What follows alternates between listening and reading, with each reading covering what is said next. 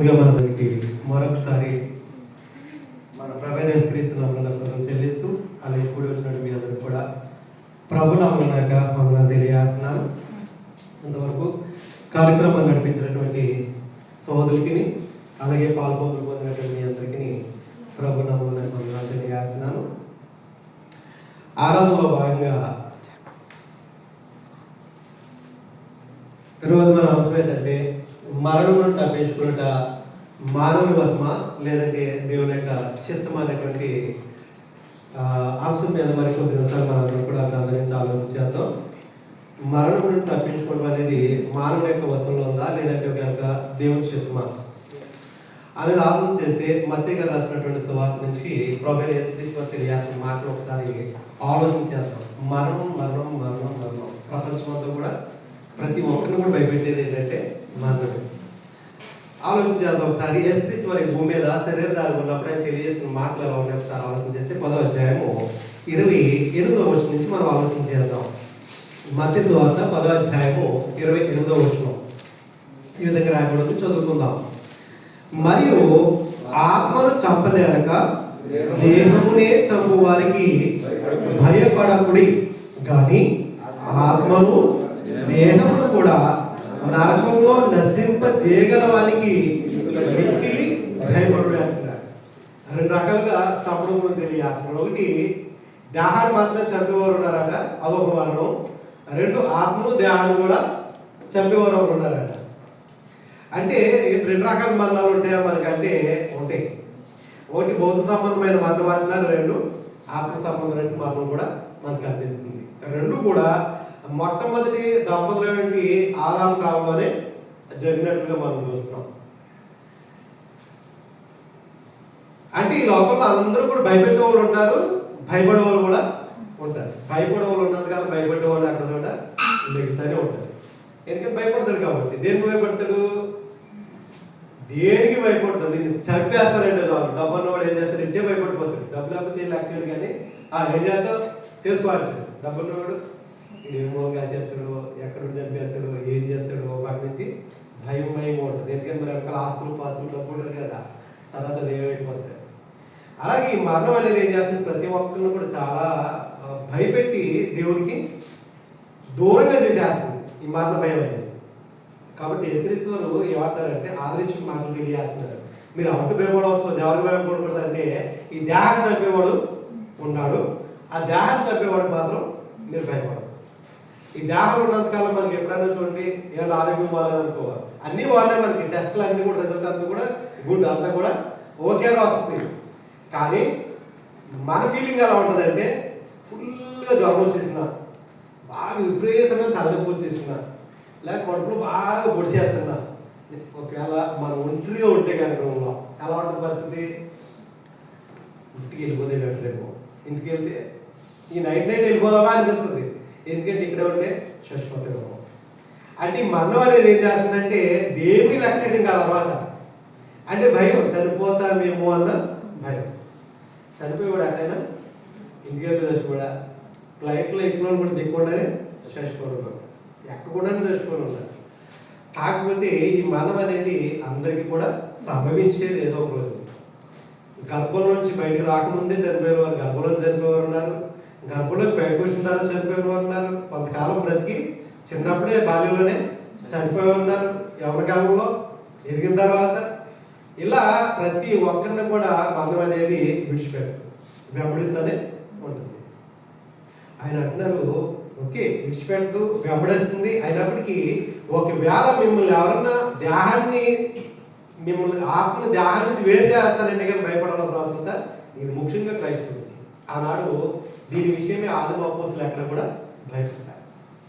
ఎందుకంటే వాళ్ళు బెదిరించలేదా? ఇదిగో మిమ్మల్ని మరొకసారి ఎక్కడ కనపడ్డారంటే చంపేస్తామన్నారు. విన్నారాళ్ళు? ఎందుకేం లేదంటే వాళ్ళని ఈ ఆత్మ దేహాన్ని నుంచి దూరం చేస్తారేమో కానీ ఆత్మ దేవుని దగ్గరికి మాత్రం దూరం వాళ్ళు చేయలేరు.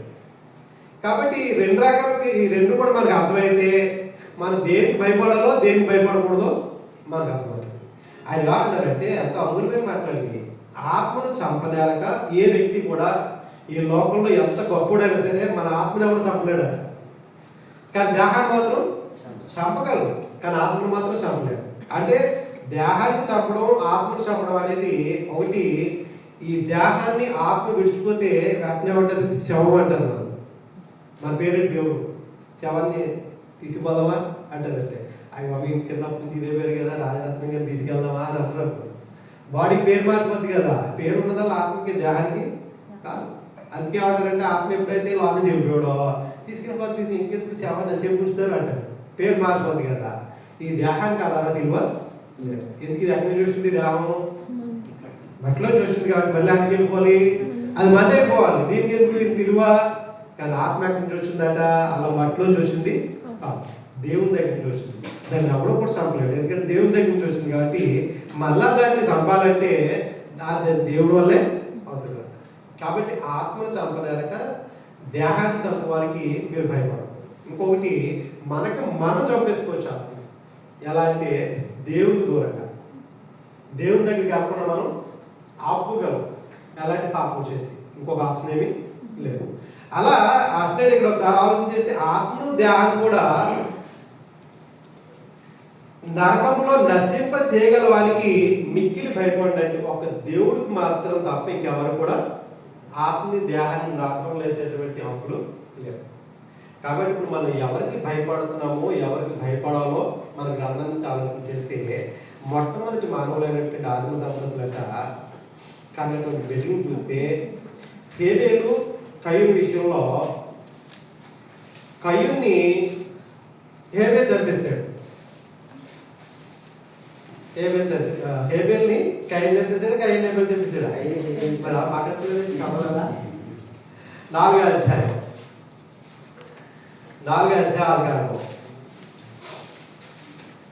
8వ వచనం. కయ్యూను తన తమ్ముడైన హేబేలుతో మాట్లాడాను. వారి పొలం ఉన్నప్పుడు కయ్యూను తన తమ్ముడైన హేబేలు మీద పడి అతను చంపాడు. ఇప్పుడు హేబేల్ని చంపేశాడంటే దేవుడు దూరంగా చేసాడా, దేహాన్ని దూరంగా చేసాడా? ఆత్మని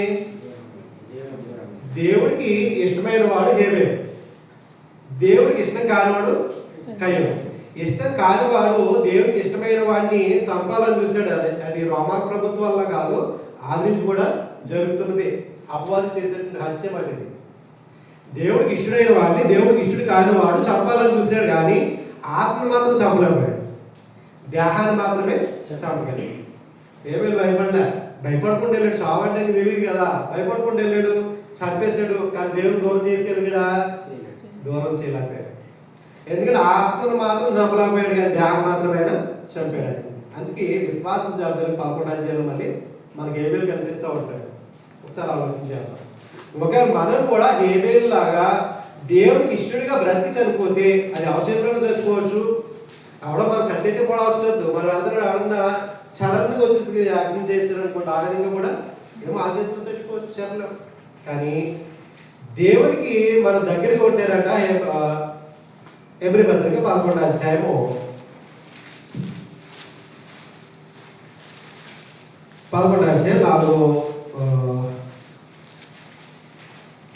4వ వచనం. విశ్వాసాన్ని బట్టి హేబేలు కయ్యూను కంటే శ్రేష్టమైన బలి దేవునికి అర్పించెను. దేవుడు అతని అర్థం గురించి సాక్ష్యం ఇచ్చినప్పుడు అతను ఆ విశ్వాసాన్ని బట్టి నీతిమంతుడని. అంటే దేవుడికి భక్తిగా జీవిస్తే, దేవుడికి ఇష్టడుగా జీవిస్తే ఒక నీతిమంతుడిగా బ్రతకగలడు, కానీ అవిశ్వాసంగా జీవించి దేవునికి వ్యతిరేకంగా జీవిస్తే నీతిమంతుడిగా బ్రతకడం అనేది అలాంటి వాడు చచ్చిపోతాడు. అందుకే చనిపోయిన వాళ్ళని, క్రీస్తునందు చనిపోయిన వాళ్ళని నిద్రించాడు అంటారు కదా, అంటే వాళ్ళు పడుకుంటారు అంతే, మళ్ళా రావడానికి అవకాశం ఉంటుంది. ఈ పేరు అందరికీ వాడేస్తారు, ఎవరికి? మధుబావులకి, అందరికీ ఏమంటారంటే ఆ ప్రభునందు నిద్రించింది. అన్ని కొటేషన్లు వచ్చేది తెలుసా? క్రీస్తునందు నిద్రించిన వారు ధన్యులు. వాళ్ళు మళ్ళీ లేస్తారు కొన్ని దారుణంలో, వాళ్ళకి మళ్ళీ కింద అందరూ కూడా ఆనందకరంగా నాకు బతుకుడు వాక్యం చెప్పరు. వాళ్ళు క్రీస్తునందు ఉన్నారో లేదో తెలియదు. ఆ పరలోకం పిలిపాట. పరలోకం పిలిపోతే వీళ్ళందరూ మధుగారికి వెళ్తారు, అక్కడ కూడా ఉంటుందని వెళ్తారంటారా? అంటే పరలోకం పిలుపు కాదు అది. ఎక్కడికి పిలుపు? అబ్బాయి ఎక్కడ పిలుస్తాడని? చనిపోయేవారిని బట్టి బ్రతుకున్న మనం ఏమి నేర్చుకోగలుగుతున్నామో ఆలోచించాలి. ఎంతమంది సరిపోవట్లేదు. ఈ ప్రపంచంలో ప్రతి చోట కూడా ఏ న్యూస్ చూసినా ఎక్కడ చూసినా ఏదో ఒక రకంగా ఎక్కడ చూసిన మరణాల సంఖ్య ఎక్కువగా కనిపిస్తూ ఉంటుంది. కారణం ఏంటంటే అపవాది ఏం చేస్తున్నాడు, రోజు జలించేస్తూ ఉంటున్నాడు. తీసేది జనాలు తన వైపు తిప్పేసుకోవాలి. ఆశిస్తే బ్రతికేస్తాడేమో, కానీ దేవుడు ఏమనుకున్నాడు, ఆశిస్తే ఇంకా మారుతాడేమో. దేవుడు ఆశ వేస్తున్నాడు, ఎందుకంటే జీవితాలు సరి చేసుకుంటారండి. ఈడేమో అపవాదం ఎంత తొందరగా తీసేసుకుంటే అంత తొందరగా మంచిదని ఆలోచిస్తున్నాడు. కానీ మన జీవితానికి ఎంత టైమో మనకు తెలియదు. మన ఆయుష్ ఎంత అందంటే బెదిరంతే తెలియదు. బెదిరంత ఉన్న ఆయుష్కి మనం ఎప్పుడు ఆయన్ని వెంబడిస్తామో ఇంకా నిర్ణయాలు తీసుకుంటానికి అవకాశం. అంటే వచ్చే సంవత్సరం బాప్తిసం పొందాలే, లేకపోతే 4 సంవత్సరాల పొందాలి చూద్దాంలే, ఇలా మనం వాయిదాలు వేసుకుంటాను. 4 సంవత్సరాలు మనం పొందలేదు ఆయుష్ తెలియదు. కాబట్టి ఆయన అంటే విశ్వాస జాబితాలోకి డేవిడ్ గారు మనకు కనిపిస్తూ ఉంటున్నారు.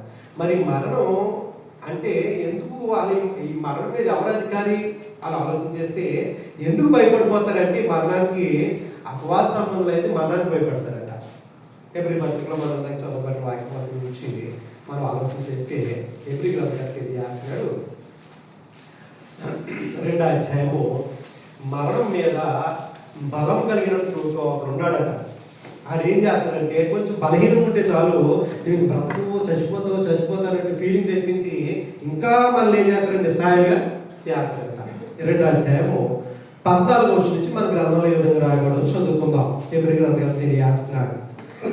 కాబట్టి ఆ పిల్లలు రక్త మాంసములు గలవారైనందున ఆ ప్రకారమే మరణము యొక్క బలము గల వారిని, అనగా ఎవరికంటే బలం ఉంటా, మరణం మీద బలం కలిగిన వాడు ఎవడంటే అపవాది. ఎందుకంటే ఆ చచ్చిపోతే చాలా మంది. ఇప్పుడు ఆత్మహత్య చేసుకున్న వాళ్ళందరూ ఎవరు బ్యాచ్? వాడి బ్యాచే. ఎందుకంటే వాడు గెలుస్తున్నాడు కదా. ఎందుకు బ్రతుకు నీకు ఇల్లు కదా, చచ్చిపో, మీ అమ్మ తిట్టిందా, మీ నాన్న తిట్టేసిడా, లేకపోతే మీ అన్నదమ్మ తిట్టారా, ఎందుకు చచ్చిపో, నీ బతికేది. కానీ లాన్ ఏం చేస్తుంది, మైండ్ అంతా కూడా డైవర్ట్ చేసి వాడు వాళ్ళ మీద విజయాన్ని పొందుతూ ఉంటాడు. అలాంటి మరణ భయము గలవారి మరణం యొక్క బలము గలవారిని, అనగా అపవాదిని మరణము ద్వారా నశింపజేయుటకును జీవితకాలం అంతయు మరణ భయము చేత దాస్యములకు లోబడిన వారిని విడిపించడానికి. మరణ భయం చేత చిన్నపిల్లలు కూడా అలా చచ్చిపోతారని అంతటా చావండి ఎవడాలి అంటే చిన్నప్పటి నుంచి ఏం చేస్తున్నారంటే మరణం అంటే భయం కలిగినట్టుగా, మరణం అంటే దాని జోలికి వెళ్ళకూడదు. ఇంకా అదే కొన్ని ఇష్టమనుకోండి, ఒరే తాకరా చచ్చిపోతారంటే ఏంటాడా అస్సలు. అదే పురుమంది ఏమంటే ఒరే తాగరా అటు తాగరా ససేవరా అక్కడ పొలం పెట్టినా కదా అక్కడ ససేవరా తాగరా అంటే అదైతే చచ్చిపోతుంది. ఇదైతే స్లో మోషన్ కదా, ఇదైతే స్పీడ్ ఇమీడియట్గా వెళ్ళిపోతుంది. అందుకే అంటున్నాడైనా ఇలా మరణం అనేటువంటి భయం అనేటువంటి దాసి చేత దానికి లోబడిపోయిన వారందరినీ విడిపించడానికి యేసుక్రీస్తు వారి లోకానికి వచ్చాడు. రక్త మాంసంలో పాలయ్యాడు. అంటే ఆయన కూడా మనలాగే బ్రతికి మనలాగే చనిపోయి ఆయన సమాధి చేయబడ్డాడు. కానీ పాపం లేని వాళ్ళలాగా బ్రతికి దేవునికి ఇష్టడిగా జీవించి ఆయన చిత్తాన్ని నెరవేర్చి మనం తిరిగి ఆయన లేపడ్డాడు. ఆ నిరీక్షణ మనకు ఉంది. యేసుక్రీస్తు వారి లేపడకపోతే మనకి నిరీక్షణ ఉందా? మన నిరీక్షణ లేదు. యేసుక్రీస్తు వారి లేపడకపోతే ఈ సువార్త ఎందుకు, మనకి ఉడుకులు ఎక్కువ, ఈ ఆరాధన ఎందుకు? పౌలు గారు అదే తెలియజేస్తున్నారు. అంటే క్రీస్తు ఏ విధంగా అయితే సమాధిలో 3 రోజుల నుండి తిరిగి లేచారో, ఇప్పుడు క్రీస్తు నందున్న ప్రతి ఒక్కరు కూడా చనిపోతే వాళ్ళ నిద్రలో ఉన్నట్టు మరలా లేస్తారు. 15వ అధ్యాయం 1 కొరింథీ పత్రిక తెలియజేస్తున్నాడు ఆ విషయాన్ని.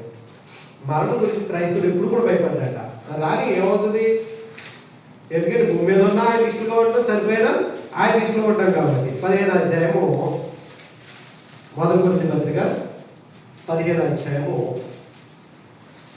16వ వచనంలో ఆయన తెలియజేస్తున్నాడు. 14 చదువుతుందా? మరియు క్రీస్తు లేపబడి ఉండని ఎడలా మేము చేయి ప్రకటన వ్యర్థమే. క్రీస్తు లేపడలేదా, లేపడాలని మేము ప్రకటన చేయాలి. ఆయన చనిపోయి తిరిగి లేచిన వల్ల ఇప్పుడు ఆయన నందుండి చనిపోతే మళ్ళా తిరిగి రావడానికి అవకాశం ఉంది. మీ విశ్వాసం కూడా వ్యర్థమే. దేవుడు క్రీస్తుని లేపనని ఆయనను గురించి మేము సాక్ష్యము చెప్పి ఉన్నాము కదా. మృతులు లేపబడని ఎడలా దేవుడు ఆయన్ని లేపలేదు కనుక మేమును దేవుని విషయమే అబద్ధపు సాక్షులుగా అగొడుచున్నాం. మృతులు లేపబడిన ఎడల క్రీస్తు కూడా లేపబడలేదు. క్రీస్తు లేపబడని ఎడల మీ విశ్వాసం మీరు ఇంకా ఎక్కడ ఉన్నారు? పాపంలోనే. ప్రతి క్రైస్తవుడికి చనిపోతే మళ్ళా తిరిగి లేస్తామని నిరీక్షణ మనకు ఉంది. ఎందుకంటే ప్రభువులు లేచారు కాబట్టి ఒక ఆధారం మనకు ఉంది. అది చూసినటువంటి సాక్షులు కూడా మనకి రాసేసారు. ఎందుకు ఆయన లేచారు, మేము కూడా లేస్తాం. అలాంటప్పుడు ఈ ధ్యానం గురించి మేము ఎందుకు ఆలోచించాలి అంటున్నారు. అంటే ధ్యానం గురించి ఎందుకు ఆలోచించాలి? తొందరగా మనం చచ్చిపోతే దేవుని దగ్గరికి వెళ్ళిపోతుంది రాను తెలియజేయాలి. అంటే క్రీస్తు నామ నిమిత్తం ఒకవేళ ఎవరైనా చంపేస్తుంటే భయపడవసరం లేదు. అలాగే మనకి ఏదైనా అనారోగ్యం వచ్చినప్పుడు మనం చచ్చిపోతామని భయం మనకు ఉండవసరం లేదు. కానీ మనం ఎంత బలహీనం ఉన్నా, ఎంత అనారోగ్యం ఉన్నా ప్రార్థన చేయడం మాత్రం మనకు. ఇజ్కే గారు ఏం చేశారు? అనారోగ్య పరిస్థితుల్లోనేనా ఇజ్కే గారు?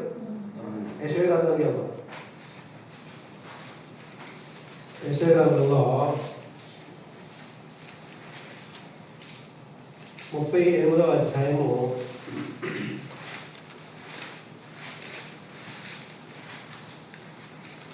1వ వచనంలో హిజ్కియాకి మరణకరమైన రోగం. అంటే మరణకరమైన రోగం అంటే బ్రతుకడం రాస్తుందా? లేదు. అదే తీసుకుపోండి, ఇంకా 1 రోజులు ఉంటాడేమో 2 రోజులు ఉంటారేమో అంటారు కదా. అలాంటి మరణకరమైన రోగం వచ్చిందంటే 100% ఇంకా చచ్చిపోతాడు అనమాట. ఇంకా ఆయనకి పిలుపు వచ్చింది, చచ్చిపోతాడు. అది తెలిసింది ఆయన మరణం, ఆయన గురించి తెలిసింది. మరణకరమైన రోగం కలుగుగా ప్రవక్తయు ఆమోష్ కుమారుడైన యెషయా అతని యొద్దకు వచ్చి, నీ మారుమోషున్నా కాబట్టి బ్రతుకు, కాబట్టి నీళ్లు చక్కబెట్టుకోమని యెహోవా దేవుడు సెలవిచ్చాడు. నీళ్ళు చక్కబెట్టేసుకోను ఆయన అంటే ఇంట్లో ఆయన అమ్మేసుకుని ఇలాంటిది ఏమని లేదు, తినేయమని కానీ లేదు, పని పెట్టేమని కానీ నాయన నీళ్ళు చక్కబెట్టుకుంటే నువ్వు జాగ్రత్త, నేను అభ్యంతరపరుచుకునే పరిస్థితి తెచ్చుకోకు, చక్కగా ప్రార్థన చేసుకోవాలి, అది ఏం చేసుకో దేవుడి దగ్గరగానే ఉంటుంది. కానీ నువ్వు చచ్చిపోతే దగ్గరికి వెళ్తే నేను భక్తిగా జీవిస్తే ధైర్యం ఉంటుంది కదా. ఓకే చావు వచ్చేస్తే నాకు అప్పుడేనని చెప్పి అంటే ఇంటికి వెళ్తాక నాకు నా టైం అయిపోయింది మాట. ఆయన ఇంటికి వెళ్తాకి ఈయన అనుకుంటున్నాడు అని చెప్పేసాడట. 2వ వచనంలో అతను తన ముఖాన్ని గోడ దగ్గర తిప్పుకుని, యెహోవా యథార్థుడై సత్యముతో నీ సన్నిధిని నేను ఎట్లు నడుచుకుంటున్నా, నీ దృష్టికి అనుకూలంగా సమస్తము నేను ఎట్లు జరిగించుతున్నా కృపతో. ఇది భక్తిపరుడు ఆయన యొక్క భక్తి జీవితాన్ని ఆయన తెలియాల్సిన మరలా. అంటే హిజ్కియా గురించి మనం చదివితే రాజు గ్రంథంలో ఆయన ఏం చేశాడు అన్నీ కూడా, ఆయన అన్ని కూడా మంచి పనులు చేసుకుంటూ వెళ్ళాడు, మంచి పనులు చేసుకుంటూ వెళ్ళాడు. కాబట్టి అంటున్నాడు, అయ్యా నేను యథార్థుడై సత్యంతో నీ సన్నిధి నేను ఎట్లు నడుచుకున్నాను. ఆయన సన్నిధిలో సత్యాన్ని అనుసరించి నడుచుకున్నాడు. రాజుగారు ఏమిటి, వీళ్ళకి రాజుగా, యూదులకి రాజుగా ఉంటూ ఎక్కడ కూడా అపవిత్రమైన కార్యాలు చూడకుండా తాను దేవుడు కనపరుచుకునేటట్టుగా నీతిగా ప్రవర్తించాడట. అందుకే తెలియజేస్తున్నాడు, అయ్యా నేను ఎలా నడుచుకున్నాను. అంతేకాకుండా నీ దృష్టికి అనుకూలంగా సమస్తాన్ని నేను ఎట్లు జరిగించుతున్నావు. ఆయన దృష్టికి అంటే ఎవరి దృష్టికి చాలా మంది ఏదైనా ఒక పని చేయాలంటే ఎవరి దృష్టికి ఎక్కువగా అనుకూలంగా చేస్తారు. ఇంటి దగ్గర ఫంక్షన్ చేయాలి, ఎవరికి అనుకూలంగా చేయాలి? దేవుడిగా మనుషులుగా. ఒక పెళ్ళి కావచ్చు, ఏదైనా కావచ్చు, మన ఇంట్లో మంచి ఫంక్షన్ చేయాలి, ఎవరికి అనుకూలంగా చేస్తాం మనం? మన చుట్టాలందరూ రావాలంటే వాళ్ళకి అనుకూలంగా చేయాలి, మన ఊళ్ళో వాళ్ళందరూ రావాలంటే వాళ్ళకి అనుకూలంగా చేయాలి. కానీ క్రైస్తవులు మాత్రం రావాలంటే దేవుడికి అనుకూలంగా చేయాలి. అప్పుడు దేవుడికి అనుకూలంగా చేస్తే క్రైస్తవులే కాదు, ఇష్టమైన వాళ్ళందరూ కూడా రావచ్చు.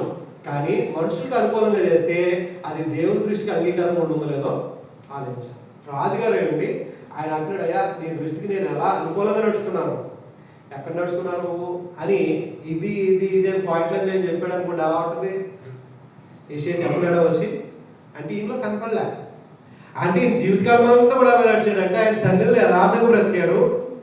ఏ కార్యం చేసినా సరే ఆయన దృష్టికి అనుకూలంగానే చేశాడండి. అందుకనే ఎప్పుడైతే ప్రార్థన చేశాడో నన్ను జ్ఞాపకం చేసుకో అని హిజ్కియా కన్నీళ్లు విడిచుచు యెహోవాను ప్రార్థించాడట. చంపొద్దని మాత్రం, అయ్యా నాకు ఇంకా ఆయుష్ని కానీ అప్పుడే నన్ను చంపేస్తున్నావా అని కానీ అక్కడ కూడా ఆయన ప్రార్థన చేయాల. ఇంక నేను మాత్రం యథార్థంగా నడిచాను అంటే భయపడిపోతున్నాడు, చనిపోయాడు కదా.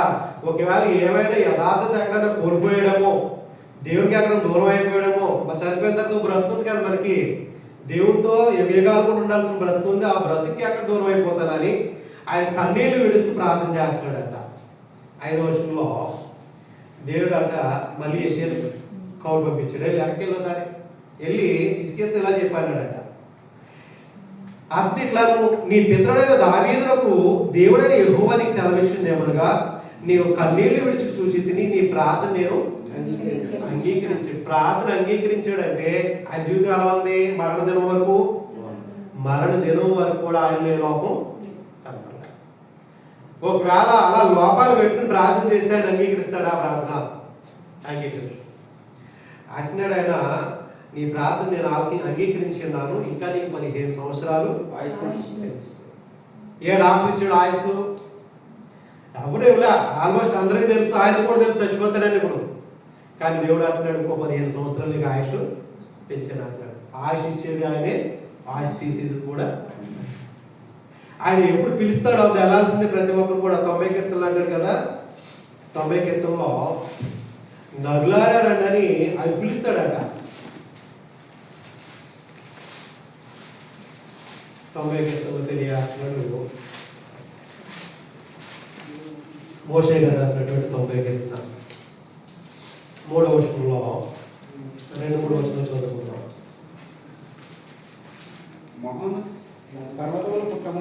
పర్వతములు పుట్టకమునుపు భూమిని లోకాన్ని నీవు పుట్టింపక మునుపు యుగాలు కూడా నీవే దేవుడు నాయనా.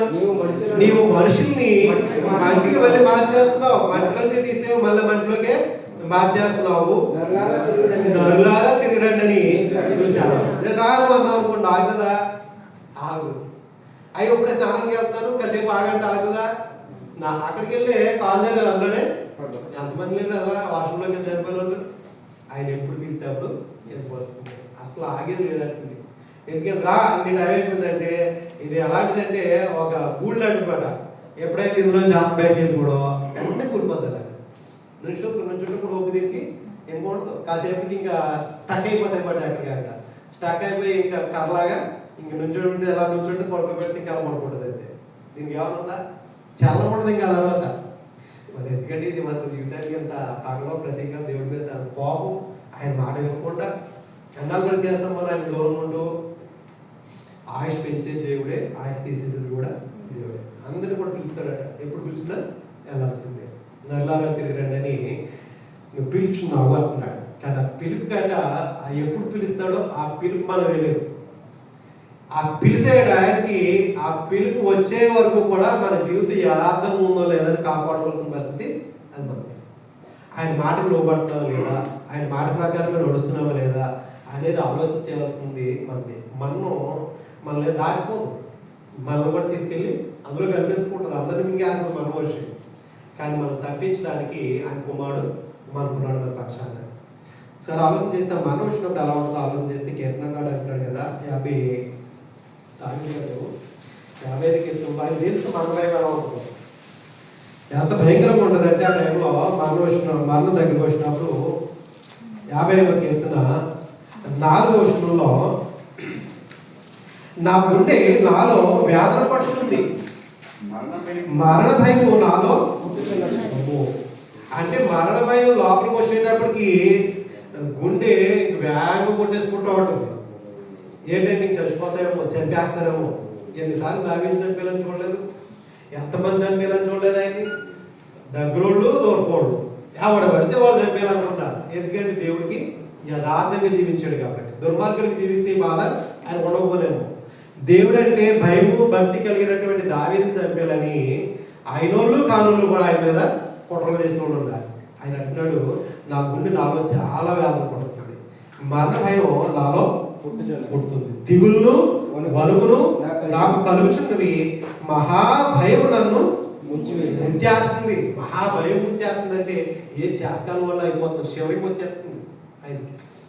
కానీ ఆయన తోడు ఉన్నారు, దేవుడు ఉన్నాడు. ఎందుకంటే దేవుడి పని ఆయన చేస్తున్నాడు కాబట్టి ఆయన పని దేవుడు చేస్తున్నాడట.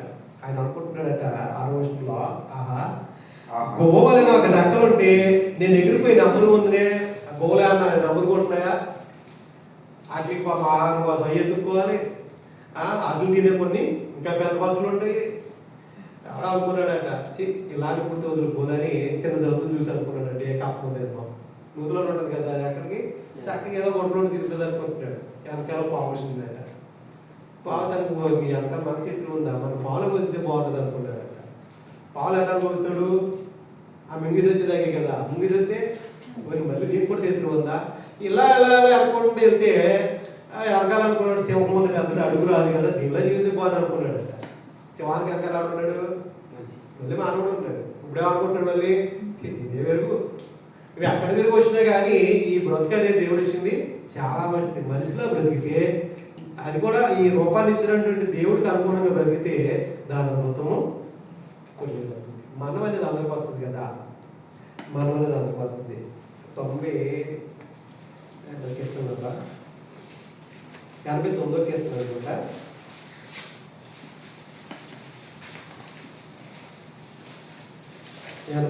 కీర్తనలో మోషే గారు రాసింది 47-48 వచనాల్లో ఆయన అంటాడు కదా, నా ఆయుష్కాలము ఎంత కొద్దిదో జ్ఞాపకం చేసుకోను, ఎంత వ్యర్థంగా నీవు నరులందరూ సృష్టించున్నావు, మరణమును చూడక బ్రతుకు నరుడవుడు, పాతాళం యొక్క వశం కాకుండా తన్ను తాను తప్పించుకోగలవాడవుడు. 2 ప్రశ్నలు. ఆయన అంటున్నాడు, మరణం చూడకుండా బ్రతికే నరుడు ఎవడున్నాడు, ఎవడనున్నాడా? ఉన్నారు కదండి. అప్పట్లో ఆరోగ్యాలు అలా నడిచిపోయారంటే రక్త మాంసములు దేవుడి రాజ్యాన్ని స్వతంత్రించుకున్నారు అంటున్నాడు. అంటే ఈ రక్త మాంసాలు కలిగినటువంటి దేహంతో ఎవరు కూడా పరలోకం వెళ్ళడు. ఎక్కడ చూడండి, వీటిని విడిచిపెట్టాల్సిందే. ఏలియాలు తీసుకుపోయి రగినాదాల మీద ఆయన కూడా ఈ రక్త మాంసాలని ఈ దేహాన్ని అక్కడ చోట విడాల్సిందే. ఎందుకంటే దేవుడు ఏం తెలియజేసాడంటే రక్త మాంసాలు ఎప్పుడు కూడా అక్కడికి ఈ శరీరానికి దేహంతో వెళ్ళాం. కానీ అతడు ఈ మరణం చూడకుండా ఏ నరుడు కూడా బ్రతికేవాడు లేడు. అందుకే యేసుక్రీస్తు వారు కూడా మనలాగే మరణించాల్సి వచ్చింది. పాతాళం యొక్క వశం కాకుండా తన్ను తాను తప్పించుకోగలవాడు ఎవడు అంటాడు, ఎవడు లేడు. ఎప్పుడు వరకు అంటే యేసుక్రీస్తు వారు వచ్చే వరకు కూడా ఎవడు కూడా లేడండి, ఎవడు కూడా లేడు. కాబట్టి మరణం అనేది ప్రతి ఒక్కరికి వస్తుంది. కానీ మరణం గురించి ఆలోచించకుండా దేవుడి గురించి ఆలోచిస్తే మరణాన్ని తప్పించడం కూడా దేవుడి వశమన్న సంగతి ఆ గ్రంథంలో సొలొమోను గారు కూడా రాస్తారు. ఒకసారి ఆలోచన చేద్దాం.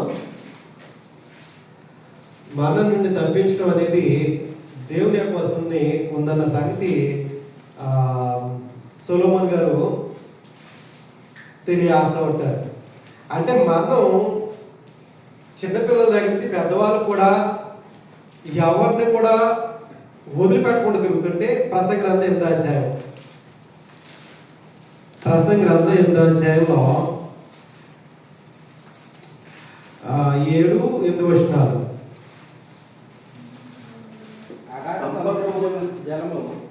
సంభవింపబోనది నరులకు తెలియదు, అది ఎలాగ సంభవించునో వారికి తెలియజేయవారెవరు? గాలి విసరకుండా చేయటం గాలి మీద ఎవరికి అధికారం లేదు, మరణ దినము ఎవరికి వశము కాదు అంటున్నాడు.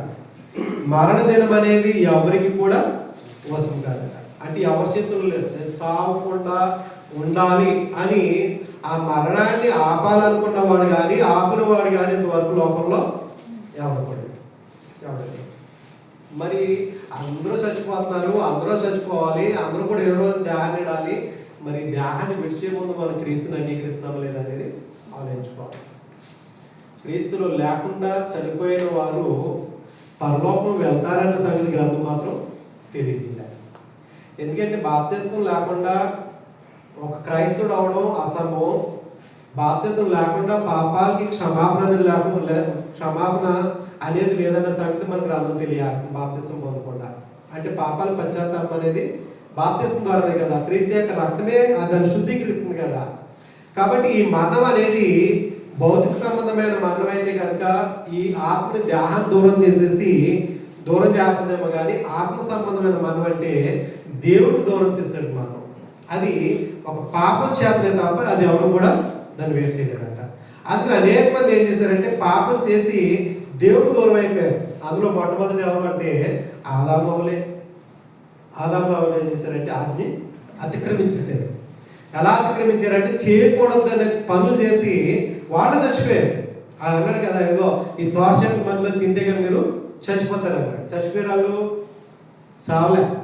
ఎలా చావలేదంటే ఆత్మ దేహానికి దూరం అవ్వలేదు, కానీ దేవుడి నుంచి వీళ్ళు ఏమయ్యారంటే దూరం అయ్యారు. ఏదైతే తోటలో సర్వసమృద్ధి గల తోటలో అన్ని కూడా కష్టపడకుండానే వాళ్ళు చక్కగా పోషించబడిన తోటలోంచి బయటికి నెట్టివేయబడ్డారు. అలాగే ఈనాడు కూడా ఆత్మ సంబంధంగా మనం కూడా చచ్చిపోతామని ఒకసారి ఆలోచించుకోవాలంటే దేవుడు చేయొద్దని పనులు చేసినా, చేయమన్న పనులు చేయకపోయినా దేవుడితో యుగాలు కూడా ఆయనతో ఉండడానికి అర్హులు కాదు. అందుకని అంటున్నాడు, క్రీస్తునందు ఉన్నటువంటి వృత్తులు ధనులేక. ఇంక నిద్రించిన వారు అంటున్నాడు కదా, దశలోని పత్రికలు కూడా చాలా విషయాలు తెలియజేస్తూ ఉంటాడు నిద్రించిన వారి గురించి. ఎందుకంటే నిద్రించిన వారట దేవుని దగ్గరికి వెళ్తారు, అంటే యేసుక్రీస్తు వారు వచ్చి తీసుకెళ్తారన్న సంగతి తెలియజేస్తున్నాడు. మొదటి దశలోని పత్రిక 4వ అధ్యాయంలో 13వ వచనం నుంచి మనకు తెలియజేస్తున్నాడు. సహోదరులారా నిరీక్షణ లేని ఇతరుల వలె మీరు దుఃఖపడకుండా నిమిత్తము నిద్రించున్న వారిని గురించి మీకు తెలియకుండా మాకు ఇష్టం లేదు. యేసు మృతి పొంది తిరిగి లేచారని మనము నమ్మిన ఎడల అదే ప్రకారము యేసునందు నిద్రించిన వారికి దేవుడాయనతో కూడా వెంట పెట్టుకుని వచ్చేది. సరిపోతుంది. నిద్రించడం అంటే మనం కూడా చనిపోవడం. క్రీస్తులో బ్రతుకుతూ, క్రీస్తు వరకు బ్రతుకుతూ మనం కూడా యథార్థంగా బ్రతికితే ఆయన అంటున్నాడు, యేసు మృతి పొంది తిరిగి లేచినని మనం నమ్మితే అదే ప్రకారం యేసునందు నిద్రించిన వారిని దేవుడు ఆయనతో కూడా వెంట పెట్టుకుని వచ్చును. మేము ప్రభు మాటను బట్టి మీతో చెప్పినదేమనగా, ప్రభు రాకడ వరకు సజీవులమై ఉన్న మనము నిద్రించిన వారి కంటే ముందుగా ఆయన సన్నిధికి మనకన్నా నిద్రించిన వారు ముందున్నారు. పితరుల దగ్గర నుంచి ఆది కాండం నుంచి ఈ ప్రకటన గ్రంథం రాయబడే వారికి అనేక మంది, చాలా మంది హత్సాక్షులుగా జీవించి చనిపోయిన వారు ఉన్నారు. వాళ్ళు అక్కడ ఉంటారని ముందుంటారట. ఆ తర్వాత నుంచి చనిపోయిన వాళ్ళందరూ కూడా ఆ వెనకాలే, అంటే నిద్రించిన వాళ్ళందరినీ కూడా, అంటే చనిపోయిన వాళ్ళందరూ కూడా దేవుడు ఏమంటాడంటే యేసుక్రీస్తు వారితో కూడా మళ్ళా తిరిగి లేపుతాడట. కాబట్టి మరణం అనేది అందరికీ సంభవిస్తారు, కానీ దేవుడు ఎరుగక క్రీస్తునందు విశ్వాసం ఉంచకుండా చనిపోతే పరలోకం అనేది లేదు. మా బంధువులు కూడా చాలా మంది చనిపోతూ ఉంటారు. చెప్పిన అంటే యేసుక్రీస్తు వారు అంటే బాగా వెనుకబడినటువంటి కులాలకు సంబంధించినోడు, లేకపోతే మతాలకు సంబంధించినోడు, ఇదేదో పెద్ద గ్రూప్ సంబంధించింది ఇది, లేకపోతే ఒక దేశానికి వాళ్ళు ఇచ్చిన డబ్బుకి ఆశపడి ప్రకటించిన మత ప్రచారం అనుకుని వినట్లే. వినకపోతే ఎవరంటారు? ఎవరు పోతారు? వినకపోతే ఈనాడే కాదు ఆనాడే వినలేదు. విన్న వారందరూ కూడా ఎక్కడ పోయారంటే ఆల్రెడీ ఉన్నారంట. 50 మంది స్థానంలో వాళ్ళు ఉంటారు. ఒక రోజు 2 రోజుల మళ్ళీ అక్కడ మార్పు చెందడానికి అవకాశం లేదండి. అక్కడ ఏ పని ఉండదట చేయడానికి, కనీసం అక్కడ స్థుతించడానికి, ప్రార్థించడానికి సమయం ఉండదంటే అది కూడా ఉండదు. యాతన పడే స్థానంలోకి వెళ్తే మళ్ళీ బయటకు రావడం అనేది కష్టం. దేవుడి ఆజ్ఞ లేకుండా మళ్ళా ఇలా ఆయుష్ పెంచుకుని చాలా మంది ఉన్నారు. అయినా కానీ చనిపోయిన వాళ్ళు కూడా ఇసుకే 15 సంవత్సరాలు బ్రతికాడు, చనిపోలేదు. ఆ తర్వాత చనిపోయాడు. లాజరు చనిపోయి సమాధిలోనే పెట్టేశారు. 4 రోజుల తర్వాత మళ్ళా లేచాడు కదా. యేసుక్రీస్తు వారు ప్రార్థించినప్పుడు బయటకు రమ్మన్నాడు, పిలిచినప్పుడు వచ్చేసాడు. అక్కడ కూడా మంచి పాట మాట్లాడతాడండి యేసుక్రీస్తు వారు. యోహాను సువార్తలో ఆయన నిద్రించున్నాడు కానీ చనిపోలేదు అంటాడు. ఓ నిద్రిస్తున్నాడా, నిద్రిస్తే కానీ లేస్తాడులే అన్నట్టు వీళ్ళు అంటారు పడతారు. 11వ అధ్యాయం 12వ వచనంలో 11వ వచనం 11వ అధ్యాయం 11వ వచనం యేసుక్రీస్తు వారు అంటున్నారు లాజరు గురించి. ఆయన ఈ మాటలు చెప్పిన తర్వాత మన స్నేహితుడైన లాజరు నిద్రించున్నాడు. ఇంకా ఆయన దగ్గరికి ఏం వార్త వచ్చింది? చనిపోయాడని. చనిపోయాడని వార్త వస్తే ఈయనేమంటాడు? నిద్రిస్తున్నాడు అంటాడు. నిద్రపోయినోడికి చనిపోయినోడికి తేడా లేదా? చనిపోయినోడు మళ్ళీ తిరిగి వస్తారంటే రా, చనిపోయాడు అంటుంది. ఎప్పటికీ సరే చనిపోయాడు, నిద్రించున్నాడు, అతను మేలుకొల్ప వెళ్తున్నానని వార్త చెప్పగా శిష్యులు అంటారు, ప్రభా అతను నిద్రించిన వాళ్ళు బాగుపడతాడులే అంటారు. 17వ వచనంలో యేసు వచ్చి అదివరకు అతడు 4 దినాల సమాధిలో 4 రోజుల తర్వాత వెళ్ళాడంటండి. ఎలా ఉంటుంది బాడీ అప్పటికి? బట్టలు చుట్టేసారు, పెట్టేసారు సమాధిలో, 4 రోజులు అయింది. కంపుటేస్తుంది కదా, అది ఇప్పుడే కదా, అప్పుడు వాళ్ళే అంటారట, అయ్యో వద్దులండి రాయని తొలగించొద్దు, కంపు కుట్టేస్తుంది, వాసన కుట్టేస్తుంది అంటారట. అంటారు అక్కడ ఎందుకమ్మా నన్ను నమ్ము ఆయన అంటాడు కదా. 17వ వచనంలో 39వ వచనం 39వ వచనం అంటున్నాడు, యేసు రాయి తీసివేయడని చెప్పగా చనిపోయిన వారి సహోదరైన మార్త, ప్రభువా అతను చనిపోయి 4 దినాలు అయింది కనుక ఇప్పటికి వాసన కొట్టునని ఆయనతో చెప్పాను. అందుకే యేసు అంటారు, నీవు నమ్మిన ఎడల దేవుని మహిమ చూస్తాను నేను నీతో చెప్పలేదా? 4 రోజుల క్రితం చనిపోయిన వ్యక్తిని కూడా యేసుక్రీస్తు వారు బ్రతికించగలిగినవాడు ప్రభు. అంటే ఆయన మాట పిలువగానే ఎవరి కృతం చెల్లించాడట?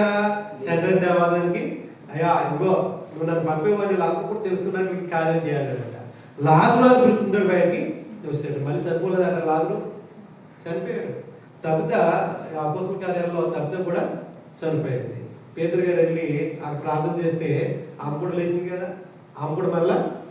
అంటే దేహం ఏదో ఒక రోజుని ఏదో ఒక క్షణంలో ఈ ఆత్మ ఏం చేయాలంటే దేహాన్ని విడిచి వెళ్ళిపోవాలి. ఎందుకంటే 12వ అధ్యాయంలో ప్రసంగ గ్రంథాలు అంటున్నాడు కదా, 12వ అధ్యాయంలో ఈ ఆత్మ ఇక్కడ భూమి మీద శాశ్వతంగా దేహంలో ఉండడానికి దేవుడు ఆజ్ఞలే. ప్రసంగ గ్రంథం 12వ అధ్యాయము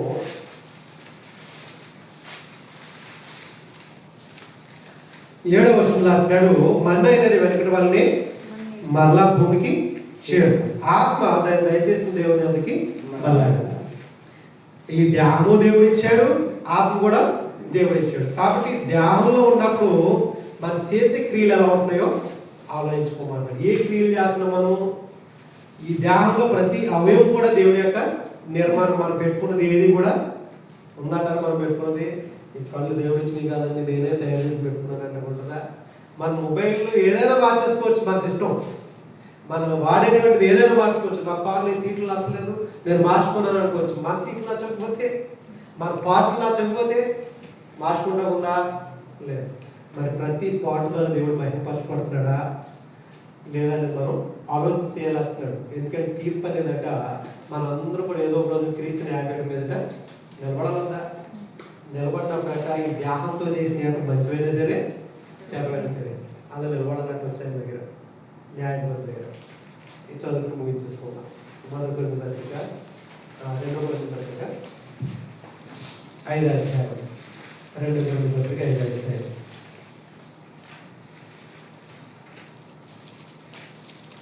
1వ వచనం చదువుకుందాం. భూమి మీద మన గుడారమైన నివాసం శిథిలమైపోయినను చేతి పని కాక దేవుని చేత కట్టబడింది నిత్యమైనది నివాసం పరలోకమందు మనకున్నదని ఎరుగుదు. గుడారం అంటే మన కట్టుకుని కాదు, ఈ గుడారం. ఈ దేహం అనేది గుడారం, ఇందులో ఆత్మని ఉంచాడంటే ఈ దేహం ఏమవుతుందంటే ఈ గుడారం శిథిలమైపోతుందంటే వృద్ధులైపోతుంది, మొత్తం చర్మంతా కూడా మారిపోతుంది. వృద్ధాత్మలోకి వచ్చినప్పటికి ముడతలాడిపోవడం, క్షీణించిపోవడం ఇంకా అలా అయిపోతూ ఉంటుంది కదా. అయినా సరే దేవుడు అక్కడి శిథిలమైపోతున్నా సరే నిత్యం ఉండేటువంటిది దేవుడి చేత కట్టబడి నివాసం అంటే మన కొరకు పరలోకం ఉందంటున్నాడు ఎరుగుతున్నాడు. కాబట్టి 9వ వచనంలో అంటున్నాడు, కావున ఈ దేహమందున్నాను, ఈ దేహాన్ని విడిచినా సరే, దేహంలో ఉన్నా దేహాన్ని విడిచినాం, ఆయనకి ఇష్టమే ఉండాలని మిగుల అపేక్షించున్నాను. ఎందుకనగా తాను జరిగించిన క్రియలు చొప్పున అవి మంచివైనా సరే చెడ్డమైనా సరే. మంచి పనులే చెయ్యి, చెడ్డ పనులే చెయ్యి, కానీ ప్రతి ఒక్కరు కూడా తీర్పు దగ్గరికి రావాల్సిందే. దేహంలో జరిగించిన వాటి ఫలాన్ని ప్రతివాడు పొందినట్లు మనం అందరం కూడా క్రీస్తు న్యాయపీఠం మీదట ప్రత్యక్షం కావాలనుకుంటున్నాడు. గ్రంథం చాలా చక్కగా తెలియజేస్తుంది. అంటే మన ఈ దేహంతో ఏదైనా ఒక పాపిష్టి పనులు చేస్తున్నా, ఒకరికి అపకారం చేస్తున్నా, ఒకరికి కీడు చేస్తున్నా దానికి ప్రతిఫలం అనేది అయ్యా నేను మరి అప్పుడు భోజనం చాలా మందికి ఊరూరే పెట్టించేసాను, ఊరూరే దత్త తీసేసుకున్నాను అంటే ఆయన అంటాడు మరి చేసిన క్రియలు చెడ్డ క్రియలు కూడా ఉంటాయి కదా, రెండు త్రాసులు ఎత్తే. ఆనాడు రాజులు అలా అంటే అయ్యా నేను ఎంత యథార్థ హృదయం జీవించానో దావి కూడా అలా అన్నాడు, అయ్యా నాలో నీకు ఆయాస్కరమైన జీవితం ఆయన ఉందేమో ఒకసారి ఆలోచించు, పరీక్షించు, నన్ను పరిశీలించు అంటే స్కాన్ చేసి అంటున్నాడు. అది దుర్మార్గం పెట్టుకుంటే అంటాడా? లోనన్నీ కూడా ఖాళీ అయిపోయినాయండి, చర్యలు కాల్ చేసేడు అన్ని కాల్ చేసుకోండి స్కానింగ్ చేసుకోండి నాకేం అవ్వదన్నాడండి. అలా ఉంటుంది, ఆల్రెడీ లోపలన్నీ ఖాళీ అయిపోయినాయి కదా. కానీ ఆయన అంటున్నాడు నాలో పాపం అంటే పాపం చేయకూడదు అవ్వలేడు, కానీ దాని పశ్చాత్తాపం అనేది దావీదు గారు చేసిన పాపం కంట ఆయన పశ్చాత్తాపం పరుగులే తేలిలాగా ఏడ్చేసాడు అంటుంది. అంత పశ్చాత్తాపం పడ్డాడంటే జీవితం వల్ల అలాంటి తప్పు చేసినట్టుగా కనిపించలే. మనం ఒక తప్పు చేస్తాం వచ్చేసి ప్రార్థన చేస్తున్నాను క్షమించినానంటాం, మళ్ళీ అదే అవకాశం అంతా మళ్ళీ అదే తప్పు కొనసాగించారు. దానిలో ఉన్నాడంటే కుక్క తన వాతికి తిరిగినట్టును పంది కడుగుబడి పంది మళ్ళా తిరిగి బురదలో దొల్లినట్టుగా సామెతలు తెలియజేస్తాడు. ఏది తప్పో దాన్ని సరిదిద్దుకుని మార్గోపరి గ్రంథం తెలియజేస్తాడు, వారు క్రైస్తవులు అంటుంది. ఏది తప్పో దాన్ని మళ్ళీ రిపీట్ చేసేవాడు క్రైస్తవులుగా జీవించలేదు. కాబట్టి దేహంతో చేసింది ఏదైనా సరే క్రీస్తు న్యాయపీఠం మీద నిలబడాలి. కాబట్టి మరణం అందరూ కూడా పెరుగుతుంది, కానీ మరణించిన వారు ఎక్కడికి వెళ్ళాలి? పాతాళంకే కదా. పాతాళంకి వెళ్ళినప్పుడు మళ్ళీ పైకి వస్తారా? బంధింపబడతారట. ఇప్పుడు ఆ బంధింపబడినప్పుడు ఆ తాళం అవసరం ఉందట. మరణానికి పాతాళం యొక్క తాళశైలి దగ్గర ఇప్పుడు ప్రాగ్రంథం 1వ అధ్యాయం పేతురు గారికి ఇంకేం కదండి, 1వ అధ్యాయం ప్రాగ్రంథం 18వ వచనం, నేను మొదటివాడను కనబడివాడను జీవించేవాడను యేసుక్రీస్తు అని తెలియజేస్తారు. మృతుడని అయితిని గాని ఇదిగో యుగ యుగములో సజీవుడై ఉన్నాను. యేసుక్రీస్తు వారు కూడా చనిపోయి పాతాళానికి వెళ్ళి 3 దినాల నుండి ఆ ఉన్నటువంటి పరిశుద్ధంగా జీవించిన వాళ్ళందరినీ కూడా తన రక్తం కడిగి శుద్ధీకరించి మళ్ళా తిరిగి ఆ కార్యక్రమాలు అయిపోయినాయి. అక్కడ పాతాళంలో జరిగిన కార్యక్రమాలు ఆయన అంటున్నాడు నేను సజీవుడై ఉన్నాను, మరియు మరణము యొక్కయు పాతాళ లోకము యొక్కయు తాళపు చెవులు అపచేతులు లేవు. మరలా తన యందు విశ్వసించిన వారిని అందరూ కూడా మళ్ళీ ఆయన బయటికి తీసుకోగలడు. ఆయనలో లేకుండా చనిపోతే జీవితం మనకి లేదు, యుగ యుగాలు కూడా బాధపడాల్సిన అవసరతే ఉందండి. కాబట్టి ధ్యాపంలో ఉండగానే మన జీవితాలు సరి చేసుకోవడానికి ఎవరో ఏదో అనుకుంటారని మనకెందుకు? మన దేవుడు మన గురించి ఏమనుకుంటున్నాడో ఆలోచించుకోవాలి. ఎవరో ఏదో ఆలోచించుకున్నారో మనం ఆలోచించుకుంటాడు. మన దేవుడు మన కొరకు ఏం ఆలోచిస్తున్నాడో దాని గురించి ఆలోచించుకోవాలి. ఇచ్చేది దేవుడు, తీసుకునేది గాయం చేయవాడు ఆయనే, గాయం కొట్టువాడు ఆయన, స్వస్థత చేసేది కూడా ఆయన, ఈ యావత్ ప్రపంచాన్ని నడిపించేది ఆయనే కదా. తన కుమారుడిని రాజుగా పెట్టి క్రైస్తవులందరినీ కూడా తన ఎదుగు నడిపించుకోవాలనుకుంటున్నాడు. మన ప్రభు యొక్క అధీనం ఉండడం లేదో ప్రతి ఒక్కరు కూడా తను పరిశీలన చేసుకోవాలని, ఈ మరణాన్ని భయపడకుండా ఆత్మీయ ధ్యానం కూడా నరకంలో నశింప చేయగలవానికి మన భయపడుతూ జీవించాలని మాటలతో ఆచరిస్తున్నాను. నేను ఆచరించుకుంటున్నాను. శ్రద్ధగా మీకు అందరూ కూడా నా ప్రత్యేక వందనాలు తెలియజేస్తున్నాను.